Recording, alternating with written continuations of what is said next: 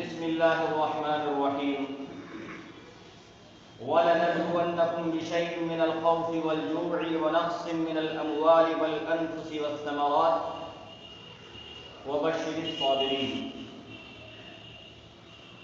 تمام تعریفیں اللہ رب العزت کے لیے ہیں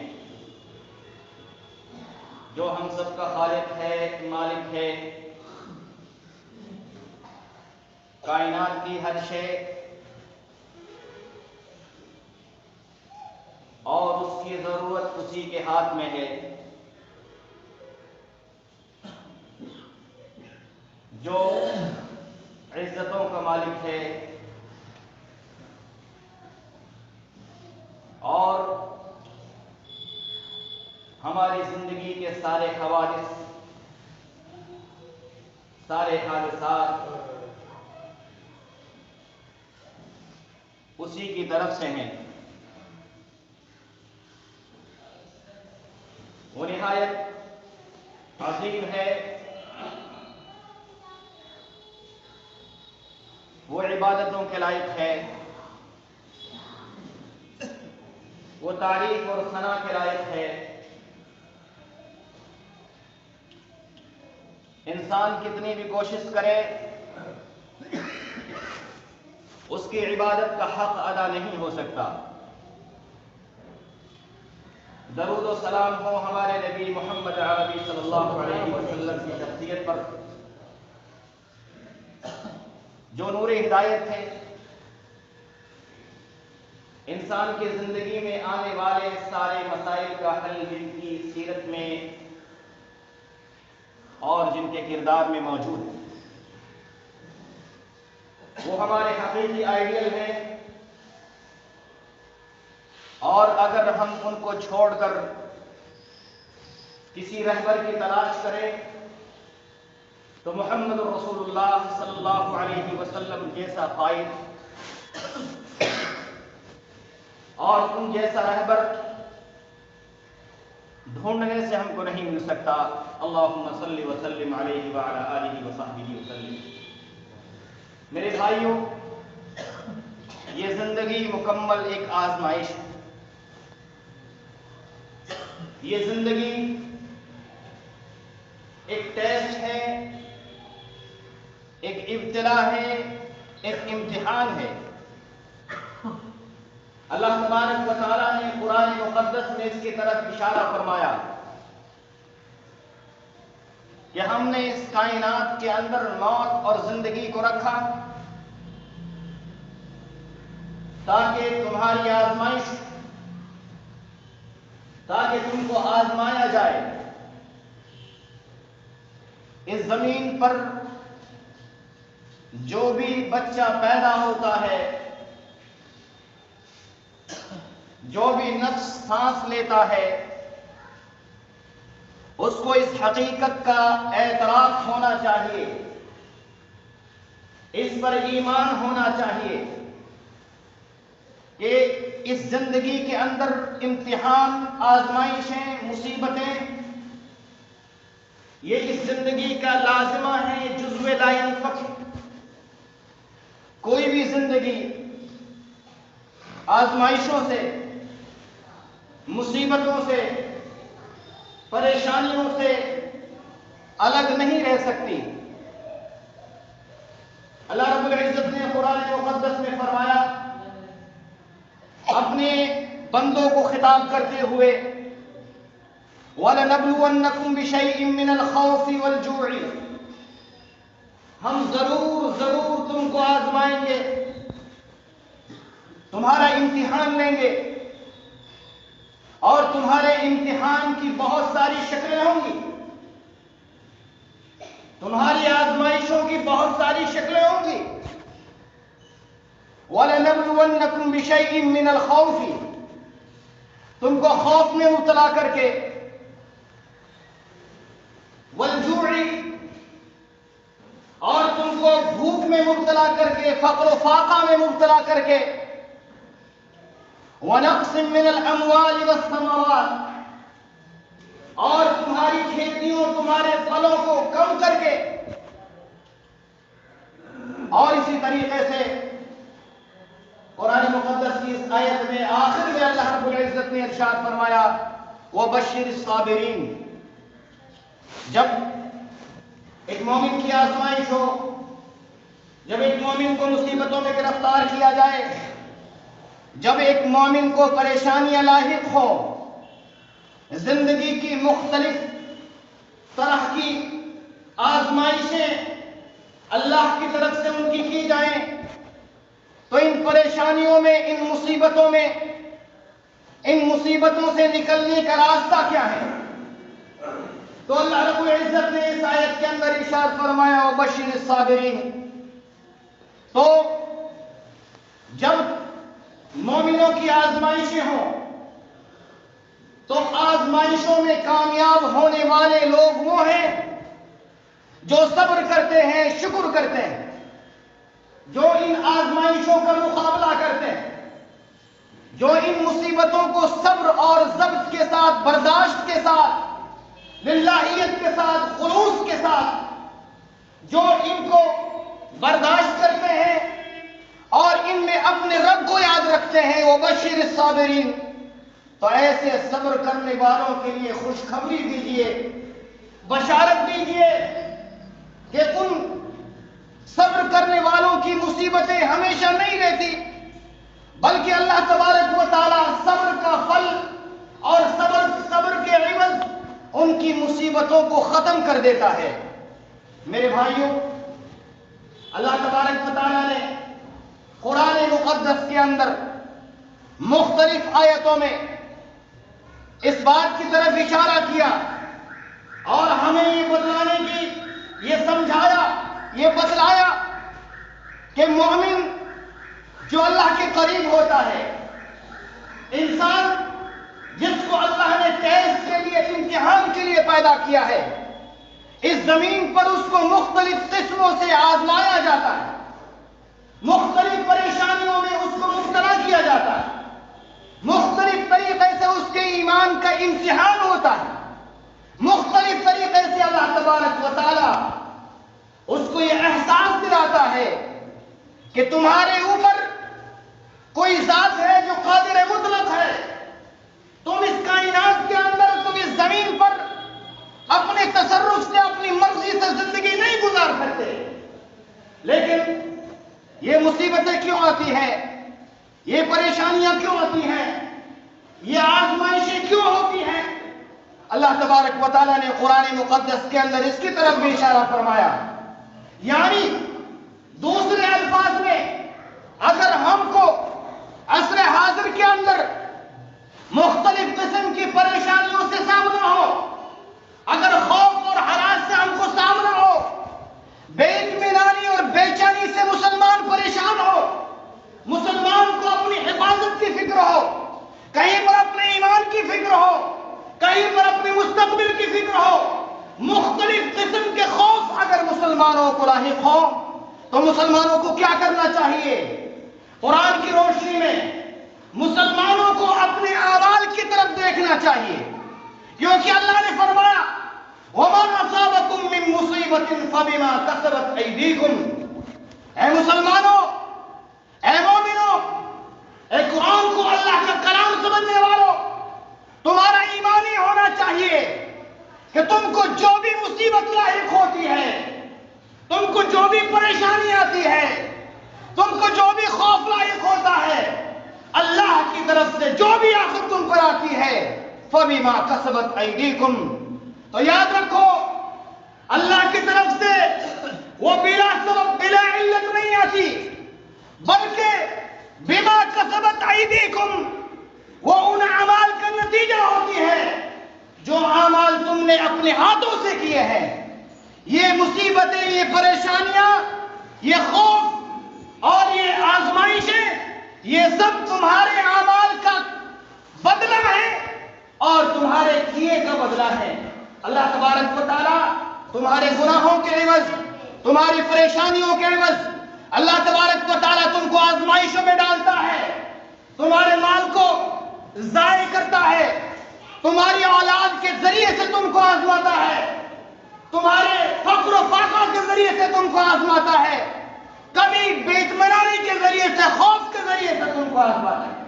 میرے بھائیوں، اگر مسلمانوں کو کبھی پریشانیوں کا سامنا ہو، مصیبتوں کا سامنا ہو، ایسی عدالتوں کے دروازے کھٹکھٹانے کی ضرورت نہیں ہے جن عدالتوں میں انصاف کی ڈیفینیشن ہی بدلی جا چکی ہو، بلکہ اللہ تبارک و تعالیٰ کی عدالت کو کھٹکھٹانے کی ضرورت ہے۔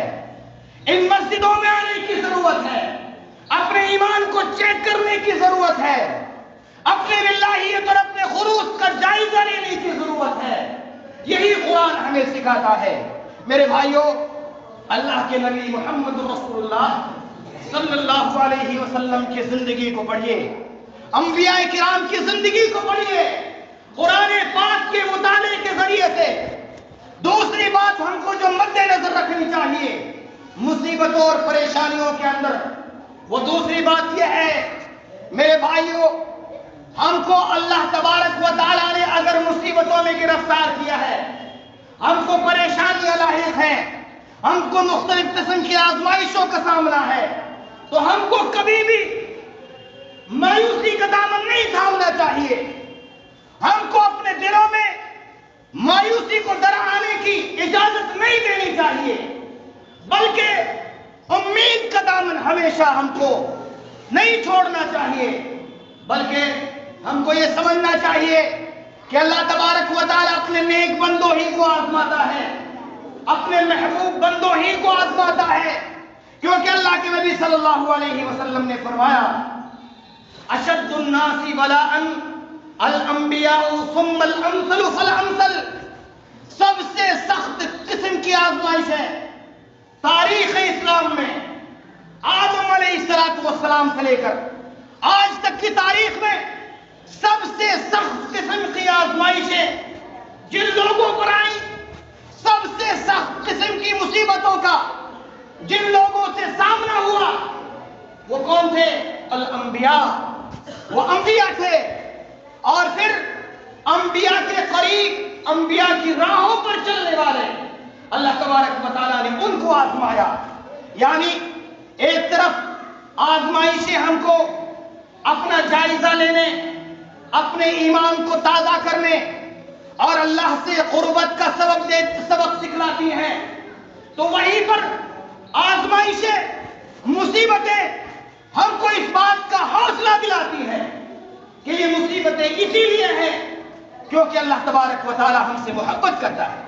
اللہ رب العزت ہماری مصیبتوں کے ذریعے سے ہمارے گناہوں کو دنیا ہی کے اندر ختم کر دینا چاہتا ہے، کیونکہ اللہ کے نبی صلی اللہ علیہ وسلم کی ایک اور حدیث آتی ہے، جس حدیث میں اللہ کے نبی نے فرمایا جس کا ایمان جتنا شدید ہوگا، جس کا ایمان جتنا سخت ہوگا، جس کا ایمان جتنا مضبوط ہوگا، اللہ تبارک و تعالیٰ اتنا ہی زیادہ اس کو آزمائے گا، اتنی ہی زیادہ اس پر پریشانیاں آئیں گی۔ اور یہ پریشانیاں کس لیے آتی ہیں؟ کیونکہ مومنوں سے بہت سارے گناہ سرزد ہوتے ہیں، اللہ تبارک و تعالیٰ ان کے گناہوں کو جو ہے دنیا ہی کے اندر ختم کرنے کے لیے مختلف قسم کی مصیبتوں میں اس کو گرفتار کر دیتا ہے۔ حدیث میں اللہ کے نبی نے فرمایا سب سے سخت قسم کی آزمائشیں ان لوگوں پر آتی ہیں جن کا ایمان سب سے مضبوط ہوتا ہے، جن کا ایمان جتنا مضبوط ہوگا اتنی ہی زیادہ ان پر آزمائشیں آئیں گی، یہاں تک کہ ان مصیبتوں کے چلتے زمین پر ایک مومن چلتا پھرتا ہے اور ان مصیبتوں کی وجہ سے اللہ تبارک و تعالیٰ مکمل اس کو گناہوں سے پاک کر دیتا ہے، وہ زمین پر چلتا ہے بلا گناہ کے، اس کے نامہ اعمال میں کوئی گناہ نہیں ہوتا۔ یہ مصیبتیں مومنوں کے لیے بہت سارا سبق دیتی ہیں، بہت سارے دروس دیتی ہیں، بہت ساری عبرتیں ان مصیبتوں کے اندر ہوتی ہیں۔ میرے بھائیوں، تاریخ اسلام کو پڑھو، تاریخ اسلام میں جب ہم پڑھتے ہیں تو ہم کو یہ پتہ چلتا ہے کہ اس اسلام کی تاریخ میں مصیبتیں بہت آئی، لیکن مصیبتیں ہمیشہ نہیں رہتی، مصیبتیں آتی ہیں اور صبر کے ذریعے سے، للہیت کے ذریعے سے، خلوص کے ذریعے سے، ایمان کے ذریعے سے، اللہ کے سامنے ہاتھ پھیلانے کے ذریعے سے یہ مصیبتیں دور بھی ہو جاتی ہیں۔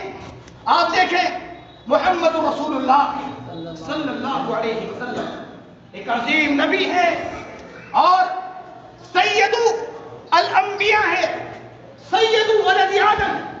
اتنے عظیم نبی آپ صلی اللہ علیہ وسلم کو کس قدر آزمایا گیا۔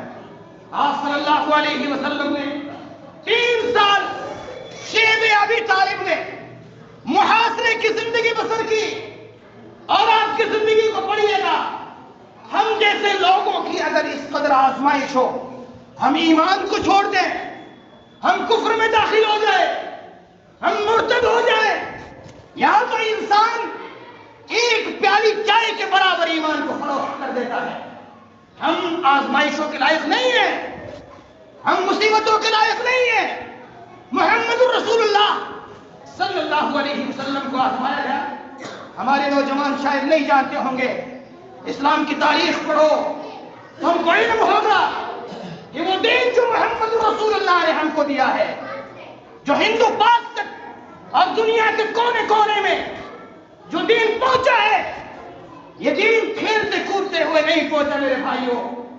اس دین کو پہنچانے کے لیے محمد رسول اللہ صلی اللہ علیہ وسلم نے اور اس دین کے پیشواؤں نے بہت بڑی بڑی قربانیاں پیش کی۔ شیب ابی طالب میں 3 سال تک لگاتار مکہ کے کافروں نے محمد رسول اللہ کو اس گھاٹی کے اندر قید کر دیا، اور مکہ والوں کے اندر یہ آرڈر عام کر دیا کہ کوئی بھی ان کو کھانا پانی نہیں دے سکتا، بلکہ باہر سے جو قافلے، تجارت والے قافلے غلہ لے کر، کھانا لے کر اور کوئی بھی چیز لے کر کھانے پینے کی جو مکہ کے اندر آئیں گے، ان لوگوں کو اجازت نہیں تھی، محمد رسول اللہ کو اجازت نہیں تھی کہ وہ خرید کر بھی کھانے پینے کی چیز لیں۔ میرے بھائیوں، بڑے سخت ایام تھے، بڑی سخت محنت تھی، بڑی سخت آزمائش تھی، بڑی سخت مصیبت تھی۔ محمد رسول اللہ نے اس آزمائش کو اور اس ابتلا کو، اس مصیبت کو برداشت کیا، 3 سال تک برداشت کیا۔ 3 سال تک محمد رسول اللہ نے اپنے ایمان کے ذریعے سے، صبر کے ذریعے سے، استقامت کے ذریعے سے، بہادری کے ذریعے سے، شجاعت کے ذریعے سے ان 3 سالوں کو پورا کیا۔ بعض ایام ایسے گزرے محمد رسول اللہ صلی اللہ علیہ وسلم کے، جن ایام میں آپ کو کھانے پینے کے لیے کچھ نہیں ملتا تھا۔ حضرت بلال رضی اللہ تعالیٰ عنہ ایک غلام تھے، آپ نکلتے اور ڈھونڈتے کوئی کھانے پینے کی چیز مل جائے۔ میرے بھائی غور کرنے کا مقام، کھانے پینے کی چیز نہیں ملتی، زمین پر اگر کوئی چمڑا ہوتا اپنے بغل میں چھپا کر لے آتے، اور محمد رسول اللہ کو پانی میں بھگو کر اس چمڑے کو دیا جاتا، آپ چبا کر اپنے معدے کی گرمی کو ذرا ٹھنڈک پہنچاتے۔ یہ محمد رسول اللہ صلی اللہ علیہ وسلم کی آزمائش۔ اور صحابہ کرام کے تعلق سے آتا ہے، سیرت پڑھو تب تم کو محمد رسول اللہ کی شخصیت کا علم ہوگا، تب پتہ چلے گا کہ وہ قائد ہے جو خود بھوکا رہ کر اپنے لوگوں کو، اپنے صحابہ کرام کو کھلاتا ہے، پلاتا ہے۔ آپ کے تعلق سے آتا ہے کہ صحابہ کرام اس 3 سال کے محاصرے کے اندر پیڑوں کی، درختوں کی پتیاں کھا کر زندگی گزاری۔ انہوں نے اللہ کے نبی سے کبھی شکایت نہیں کی، آزمائش کب تک رہے گی؟ تم پر ایمان لانے کی بنیاد پر ہم تو پریشان ہو گئے، گھر چھوٹ گیا، بیوی چھوٹ گئی، بچے چھوٹ گئے، خاندان، قربہ، قبیلہ، تفریق پیدا ہو گئی، ایک لفظ بھی زبان پر شکایت کا نہیں آیا۔ یہ مومن ہوتا ہے جب پریشانیاں آتی ہیں تو اللہ کے سامنے ان پریشانیوں کو پیش کرتا ہے۔ میرے بھائیوں، تاریخ میں لکھا ہے کہ اللہ کے نبی صلی اللہ علیہ وسلم کے ساتھ جو صحابہ کرام تھے وہ پتیوں کو کھا کھا کر زندگی گزارتے، اور پتیوں کو کھانے کی بنیاد پر جس طرح سے بکریاں مہنگی کرتی ہے اس طریقے سے یہ ان کی زندگی تھی. صحابہ کرام کی زندگی کو پڑھیے. اللہ کے نبی صلی اللہ علیہ وسلم کو اتنی عظیم آزمائشوں سے گزرنا پڑا. یہ آزمائشیں اللہ کے نبی کی ذات میں نقص نہیں تھی، بلکہ ان آزمائشوں نے اللہ کے نبی کو نکھارا، اللہ کے نبی کی عزت کو مزید دوبارہ کیا، اللہ کے نبی کی دعوت کو مزید طاقت پہنچائی. اور پھر دیکھیے چند سالوں کی یا چند عرصے میں مسلمان پورے عرب پر چھا گئے، اسلام پورے عرب پر چھا گیا. آگے بڑھیے. اللہ کے نبی صلی اللہ علیہ وسلم کی زندگی ہی میں عہد کا معرکہ آتا ہے. عہد کے معرکے میں اللہ کے نبی صلی اللہ علیہ وسلم کو آزمایا. صحابہ کرام 70 صحابہ کرام شہید ہوتے. 70 صحابہ کرام. عہد کے بعد ایک اور جنگ ہوتی ہے، جنگ احزاب، غزوۃ الاحزاب، جس کو غزوہ خندق بھی کہتے ہیں. میرے بھائیوں، اس غزوہ خندق کا ایک نام غزوۃ الاحزاب ہے. احزاب کا مطلب ہے فوجیں، گروہ. سارے عرب مختلف قبیلوں سے سمٹ کر مدینے کا محاصرہ کرتے ہیں اور مسلمانوں کا صفایا کرنے کی کوشش کرتے ہیں.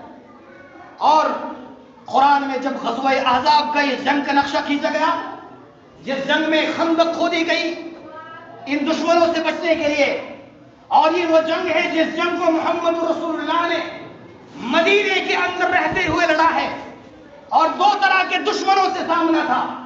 ایک طرف اندر کا دشمن جو یہودی تھے، یہودیوں کے 3 قبیلے، ان سے بھی خطرہ تھا. دوسری طرف چاروں طرف سے عرب قبائل مسلمانوں کو مٹانے کے لیے مدینہ شریف کا محاصرہ کرتے. میرے بھائیوں، اس آزمائش کا جب قرآن نے تذکرہ کیا تو اس آزمائش کا تذکرہ کرتے ہوئے قرآن نے جس تعبیر کو استعمال کیا وہ تعبیر عجیب و غریب ہے. اللہ نے فرمایا قرآن مقدس کے اندر مسلمانوں کے کلیجے منہ کو آ گئے. اس قدر خطرناک آزمائش تھی اور مسلمان اللہ پر مختلف قسم کے گمان کرنے لگے کہ پتہ نہیں اللہ ہم سے ناراض تو نہیں، پتہ نہیں اللہ ہم کو مٹانا تو نہیں چاہتا، پتہ نہیں. مختلف قسم کے گمان اللہ کے تعلق سے مسلمانوں کے دلوں میں آنے لگے. اور وَزُلْزِلُوا زِلْزَالًا شَدِيدًا، مسلمان اندر سے جھجھڑ گئے. یہ کیا ہو رہا ہے؟ ہم اللہ کی عبادت بھی کرتے، محمد رسول اللہ کی اطاعت بھی کرتے، ہم اس کے ایک حکم کو چاہے اس کی نافرمانی نہیں کرتے، اس کے باوجود چاروں طرف سے عرب سمٹ کر ہمارا خاتمہ کرنے کے لیے آیا ہے. عزتیں اور آبرو لوٹنے کا خوف، اپنے نفسوں کا خوف، اپنے مستقبل کا خوف، اپنے وجود کی جنگ کا خوف. میرے بھائیوں، پھر اللہ نے کیا کیا؟ اس جنگ میں مسلمانوں کے صبر اور ان کی برداشت اور ان کے قوت ایمان کے چلتے اللہ تبارک و تعالیٰ نے ان کو فتح نصیب فرمائی. اسی طریقے سے بہت ساری مثالیں ہیں، تاریخ بھری پڑی ہے. ہمارے نوجوانوں کو محمد رسول اللہ کی سیرت پڑھنے کی ضرورت ہے، اسلام کی تاریخ پڑھنے کی ضرورت ہے. جب اسلام کی تاریخ کو مٹانے کی کوشش کی جا رہی ہو اور اس کے لیے کوششیں کی جا رہی ہوں، اس کے لیے تدابیر کی جا رہی ہوں، تو ایسی صورت میں ہم مسلمانوں کا یہ فرض بنتا ہے، ہم مسلمان نوجوانوں پر یہ فرض عائد ہوتا ہے کہ ہم اپنی تاریخ کو پڑھیں، اپنی تاریخ کو زندہ کرنے کی کوشش کریں، اور خاص طور سے اپنے ہندوستان کی تاریخ کو، اپنے اسلام کی تاریخ کو. اور دیکھو، جب اسلام کی تاریخ کو پڑھو گے تو آپ کو اندازہ ہوگا کہ اسلام کی تاریخ نہایت حسین ہے، نہایت خوبصورت ہے.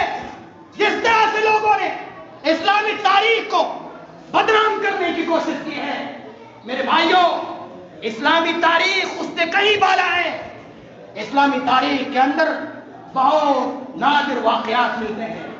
آپ دیکھیں، اسلامی تاریخ کے اندر ایک عظیم واقعہ ہوا تقریباً 656 میں تاتاریوں نے پوری دنیا کو فتح کیا. جو بھی ان کے راستے میں آتا قتل کے علاوہ ان کے پاس کوئی علاج نہیں تھا. بچے، عورتیں، بوڑھے، نوجوان جو راستے میں آتے ان کو قتل کر دیا جاتا. بغداد پر 656 ہجری میں ان کا حملہ اور بغداد کے اندر مسلمانوں کا قتل ہوتا ہے. اور اس طرح سے قتل کیا جاتا ہے مسلمانوں کو، اس طرح سے قتل کیا جاتا ہے کئی دن تک یہ بغداد کی گلیاں مسلمانوں کے خون سے لبلہب. کتنا عظیم ظلم. اور اس زمانے کے شاعروں کی شاعری پڑھیے گا. 656 کے قریب جو شاعر تھے، مسلمان شاعر جن کے دل میں ایمانی غیرت تھی، ان کی شاعری کو آپ پڑھیں گے، عربوں کی شاعری کو پڑھیں گے تو آپ ان کی شاعری کو پڑھتے ہوئے محسوس کریں گے کہ انہوں نے مسلمانوں کا ماتم کیا کہ مسلمان قتل ہو گئے، ختم ہو گئے، اب دوبارہ مسلمان دنیا کے اندر زندہ نہیں رہے گا. اور اسلام کا بھی ماتم پڑا، اسلام کا بھی مرثیہ پڑا. یعنی مسلمان شاعروں نے اپنی شاعری کے ذریعے سے لوگوں کی بتلانے کی کوشش کی کہ تاتاریوں کے اس حملے کے بعد اب مسلمان بھی دنیا سے ختم ہو جائے گا اور اسلام بھی دنیا سے مٹ جائے گا. یہ عجیب و غریب حملہ تھا، عجیب و غریب آزمائش تھی. لیکن میرے بھائیوں، مسلمانوں نے قربانیاں دی، مسلمانوں نے گردنیں کٹائیں، ان کی آبروں کو، عزتوں کو لوٹا گیا. اور اس کے بعد مسلمان ہوش میں آئے، ان مسجدوں سے رشتہ استوار کیا، اللہ کے سامنے گر گڑائے، روئے، اپنی کمیوں پر روئے، اپنی خامیوں کو دور کیا، اپنے ایمان کو تازہ کیا. اور 656 کے 2 سال بعد 656 کے 2 سال بعد 658 ہجری میں ایک واقعی معرکہ ہوتا ہے تاتاریوں کے اور مسلمانوں کے درمیان، جس کو اور 25 رمضان کو یہ معرکہ ہوتا ہے. جنگ بدر بھی رمضان کے اندر اور یہ معرکہ بھی رمضان کے اندر. 25 رمضان 658 ہجری میں یہ جنگ ہوتی ہے. اس جنگ کے اندر مسلمانوں نے اپنی جرأت سے، اپنی بہادری سے، اپنے ایمان سے، اپنے ولولے سے، اپنے حوصلے سے، اللہ کے سہارے سے، اللہ کی مدد سے ان ظالموں کو ایسی شکست دی کہ دنیا میں یہ شکست معرکۃ عین جالوت کے تعلق سے کے نام سے یاد کی جاتی ہے. اور آج بھی یہ معرکہ تاتاری حکومت اور تاتاری تاریخ میں ایک عظیم سانحے کے طور پر یاد کیا جاتا ہے. میرے بھائیوں، مصیبتیں آتی ہیں، یہ اس دنیا کا لازمہ، یہ زندگی کا لازمہ. لیکن مصیبتوں میں ہم کو کیا کرنا چاہیے؟ اللہ کی طرف رجوع کرنا چاہیے. مصیبتوں میں اپنے ایمان کی اصلاح کرنی چاہیے. مصیبتوں میں قرآن سے لو لگانی چاہیے. مصیبتوں میں ان مسجدوں کی صفوں سے پیار کرنا چاہیے. مصیبتوں میں اپنے ہاتھوں کو اللہ کے سامنے پھیلانا چاہیے. ہم کو دنیا کے اندر جو حالات ہیں، ہم کو مختلف قسم کی مصیبتوں کا سامنا ہے. مسلمان خوف کی حالت میں، ہراس کی حالت میں، پریشان ہے، اپنی نسل کے تعلق سے فکر مند ہے. جب مسلمان سوچتا ہے تو گھنٹوں گھنٹوں سوچتے رہ جاتا ہے ہمارے مستقبل کا کیا ہے. لیکن یہی مسلمان اگر یہ سوچ لے کہ ان ساری مصیبتوں کی جڑ مسجدوں سے دور ہونا ہے، اللہ سے دور ہونا ہے، بے نمازی بن جانا ہے، قرآن کو اپنے ہاتھ سے چھوڑ دینا ہے اور قرآنی زندگی کو یا قرآنی تعلیمات کو اپنی زندگی سے نکال دینا ہے، تو میرے بھائیوں، اگر اتنا سوچنے کی فرصت مل جائے تو انشاءاللہ العظیم یہ مسلمان اپنی اصلاح بھی کرے گا اور یہ مصیبتیں ساری کی ساری چھٹ جائیں گی اللہ کی مدد سے. اللہ تبارک و تعالیٰ کے تعاون سے، اللہ تبارک و تعالیٰ سے دعا ہے کہ اللہ تبارک و تعالیٰ ہم کو نیک عمل کرنے کی توفیق